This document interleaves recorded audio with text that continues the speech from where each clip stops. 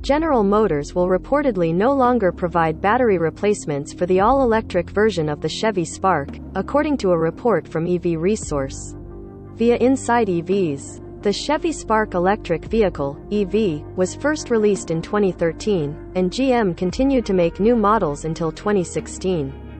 A GM district executive confirmed to EV Resource that the company is no longer going to supply the Spark EV's battery. GM's inventory of Spark EV battery packs has reportedly run out as well, and the company doesn't plan on making any more. The Verge reached out to GM with a request for comment but didn't immediately hear back. It's unclear if GM will continue to honor the Spark EV's battery pack warranty. With the oldest model of the Spark EV reaching almost 10 years old, vehicle owners may find themselves without a working car if their battery pack fails. GM offers an 8-year, 100,000-mile warranty specifically for the battery pack in its Spark EVs and other electric vehicles, which means the warranty has already run out, or is very close to running out, for Spark EVs released in 2013 and 2014. It's unclear if GM will continue to honor its warranty and somehow replace the battery pack in broken-down Sparks, or as EV Resource points out, if GM will offer to buy back the vehicle instead of replacing the battery.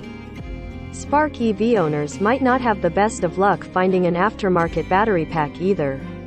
EV Resource notes that there really isn't a market for Spark EV batteries when compared to other EVs, considering companies might not find value in providing parts for a car that's on the more inexpensive side. The base 2016 model sold at an MSRP of less than $26,000. Plus, GM only managed to sell around 7,400 Spark EVs, mainly in California, Oregon, and Maryland, before ending its 3-year run. As GM works toward making and replacing battery packs in over 140,000 electric Chevy Bolts that were recalled last year due to fire risks, perhaps GM just doesn't have the bandwidth to create battery pack replacements for the Spark EV.